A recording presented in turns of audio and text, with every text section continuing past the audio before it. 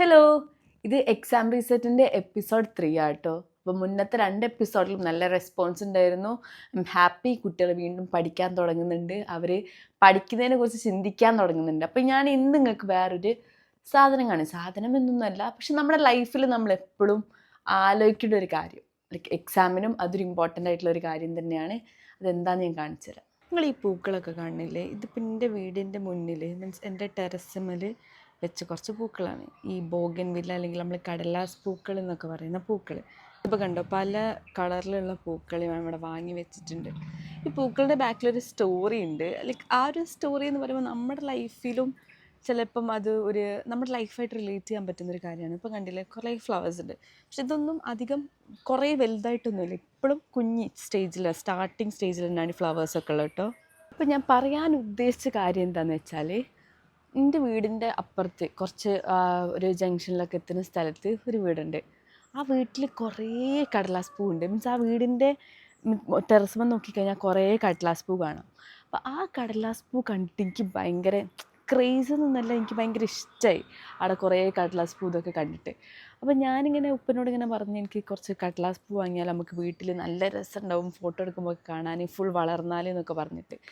അങ്ങനെ ഞങ്ങൾ കടലാസ് പൂ വാങ്ങാൻ വേണ്ടി പോയ സമയത്താണ് എനിക്ക് മനസ്സിലായത്, അത്രക്കും പൂക്കളുള്ള ഒരു കടലാസ് പൂവിൻ്റെ ചെടി വാങ്ങിക്കുകയാണെങ്കിൽ അതിനൊരു 2000, 3000, 4000 രൂപ കൊടുക്കണം, കുറേ കടലാസ് പൂവുള്ള ചെടി വാങ്ങണമെങ്കിൽ. അപ്പോൾ അവിടെ പോയിട്ട് കുഞ്ഞി തൈകളാണ് വാങ്ങിയത്. അപ്പോൾ എൻ്റെ ഒരു കോൺസെപ്റ്റിൽ, ഞാൻ ഇന്നേ വരെ ചെടിയൊന്നും അങ്ങനെ ഉണ്ടാക്കിയിട്ടില്ല, എനിക്ക് ചെടി ഉണ്ടാക്കിയ ശീലമില്ല. അപ്പം ഞാനിങ്ങനെ എന്താ പറയുക, എൻ്റെ ഒരു വിചാരത്തിൽ എന്താ പൂക്കളൊക്കെ പറയുന്നത് അല്ലെങ്കിൽ ചെടി എന്നൊക്കെ പറയുന്നത് പെട്ടെന്ന് തന്നെ നമ്മൾ നനച്ചാൽ വലുതാവും എന്നുള്ളൊരു കോൺസെപ്റ്റുള്ളത്. അപ്പം ഞാൻ അവിടുത്തെ താത്തനോട് ചോദിച്ചു, അല്ല ഈ പൂവുണ്ടായി വരാൻ എത്ര ടൈം എടുക്കും? മീൻസ് അവിടെയുള്ള ആ 4000 രൂപേൻ്റെ ചെടി കണ്ടിട്ട് ആ പൂവുണ്ടായി വരാൻ എത്ര ടൈം എടുക്കും എന്ന് ചോദിച്ചു. അപ്പോൾ ആ താത്ത പറഞ്ഞു, ഒരു 2 വർഷം എന്തായാലും എടുക്കും, 2 വർഷം കഴിഞ്ഞാൽ അങ്ങനെ ആവുള്ളൂ എന്ന് പറഞ്ഞു. അപ്പോഴാണ് എനിക്ക് മനസ്സിലായത്, ഒരു ചെടി വളർന്ന് ആ ഒരു സ്റ്റേജിൽ നമ്മൾ ബാക്കിയുള്ളവരെ വീട്ടിൽ കാണുന്ന അത്രക്കും പൂക്കളുണ്ടാവുന്ന ചെടി ഉണ്ടാവണമെങ്കിൽ ഒരു 2 വർഷം 3 വർഷമൊക്കെ എടുക്കും. പക്ഷേ ചെടി വളർത്താത്തത് കൊണ്ടും അത് ചെയ്യാത്തത് കൊണ്ടും എനിക്കറിയില്ല എത്ര ടൈം എടുത്തിട്ടാണ് ഒരു ചെടി ഉണ്ടാവുക എന്നുള്ളത്.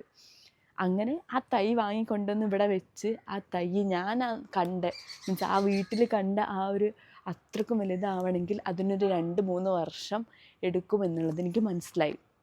ആ ടൈമിൽ ഞാൻ പഠിച്ചൊരു ലെസൺ എന്നുള്ളതല്ല, നമ്മളെ ലൈഫിലും നമുക്ക് പഠിക്കുന്ന സമയത്ത് ഉപയോഗിക്കുന്നത്, നമ്മൾ ബാക്കിയുള്ളവർ സക്സസ് കാണുമ്പോൾ അല്ലെങ്കിൽ ബാക്കിയുള്ളവരുടെ റിസൾട്ട് കാണുമ്പോൾ നമ്മൾ വിചാരിക്കും പെട്ടെന്ന് കിട്ടിയതാണ്, അല്ല അവരെ ഭാഗ്യം കൊണ്ട് കിട്ടിയതാണെന്നൊക്കെ വിചാരിക്കും. പക്ഷെ അല്ല, ഒരു 2-3 വർഷം അവർ കഷ്ടപ്പെട്ട് ഉണ്ടാക്കിയ റിസൾട്ടായിരിക്കും ഉണ്ടാവുക. അതുപോലെ ഇപ്പോൾ ചെടി ഉണ്ടാകുന്ന പോലെ, ഇപ്പോൾ ഞാൻ ഇനിയിപ്പോൾ ഡെയിലി ഇത് നനച്ച് ഇതിനെ കൊണ്ട് നടന്ന് നല്ല വെയിലൊക്കെ കൊള്ളിച്ചാൽ മാത്രമേ ഈ ചെടിയിലും നല്ല പൂക്കൾ ഉണ്ടാവുള്ളൂ, ഞാൻ ആ വീട്ടിൽ കണ്ട പോലെയുള്ളൊരു ഗാർഡൻ എനിക്ക് സെറ്റ് ചെയ്യാൻ പറ്റുള്ളൂ. അതുപോലെ തന്നെയാണ് എല്ലാ കാര്യങ്ങളും എന്നാണ് ഞാൻ മനസ്സിലാക്കിയത്. നമ്മൾ പഠിക്കുമ്പോഴുള്ളതാണെങ്കിലും അല്ലെങ്കിൽ നമ്മുടെ ജോലി സ്ഥലത്ത് നമുക്ക് ഉണ്ടാകുന്ന റിസൾട്ടൊക്കെ ആണെങ്കിൽ പോലും നമ്മൾ അത്ര എഫേർട്ട് എടുത്ത് മാത്രമേ ഉണ്ടാവുള്ളൂ. അപ്പോൾ ഇതാണ് എനിക്ക് ഈ ചെടിയിലൂടെ നിങ്ങൾക്ക് പറഞ്ഞു തരാനുള്ള ലെസൺ. ഇപ്പം നിങ്ങൾ +2ക്ക് പഠിക്കണം, SSLCക്ക് പഠിക്കുന്നവരൊക്കെ ആണെങ്കിൽ പെട്ടെന്ന് നമ്മൾ പഠിച്ചിട്ട് ഒരു റിസൾട്ട് നമുക്ക് ഉണ്ടാക്കിയെടുക്കാൻ പറ്റില്ല. പക്ഷെ ഗ്രാജ്വലി നമ്മൾ പഠിച്ച് മെല്ലെ പ്രോഗ്രസ് ഉണ്ടാക്കി കഴിഞ്ഞ് നമ്മൾ നന്നായിട്ട് പഠിച്ചാൽ ഈ പൂക്കളൊക്കെ വിരിഞ്ഞ് നിൽക്കുന്ന പോലെ അടിപൊളിയായിട്ടുള്ളൊരു ഗാർഡനൊക്കെ ഉണ്ടാവും. അപ്പം അതാണ് എനിക്ക് നിങ്ങൾക്ക് പറഞ്ഞു തരാനുള്ളത്. ഏതൊരു കാര്യത്തിനും നല്ല റിസൾട്ട് വേണമെങ്കിൽ ആദ്യം വേണ്ടത് ക്ഷമ എന്നുള്ളതാണ്, പേഷ്യൻസ്. എനിക്ക് പണ്ടില്ലാത്തതും അതായിരുന്നു. ഞാൻ വിചാരിച്ച കാര്യം അപ്പം തന്നെ കിട്ടണം, അപ്പം തന്നെ നടക്കണം. അത് ആ സമയത്ത് നടന്നിട്ടില്ലെങ്കിൽ ഞാനൊരു ഫെയിലിയറായിട്ട് എനിക്ക് ഫീൽ ചെയ്തിട്ടുണ്ടായിരുന്നു.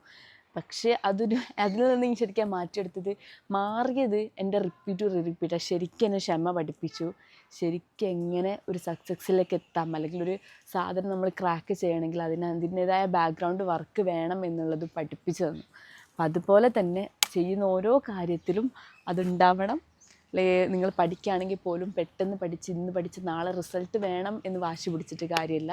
1 ആഴ്ച 2 ആഴ്ചയൊക്കെ നന്നായിട്ട് വർക്കൗട്ട് ചെയ്ത് നിങ്ങൾ വിചാരിച്ച പ്ലാനൊക്കെ വർക്ക് ചെയ്താൽ മാത്രമേ നല്ല റിസൾട്ട് ഉണ്ടാക്കാൻ പറ്റുള്ളൂ.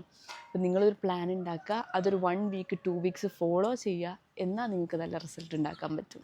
അപ്പം നാളെ 5 മണിക്ക് അടുത്ത ഒരു അഡ്വൈസായിട്ട് വരുന്നതായിരിക്കും.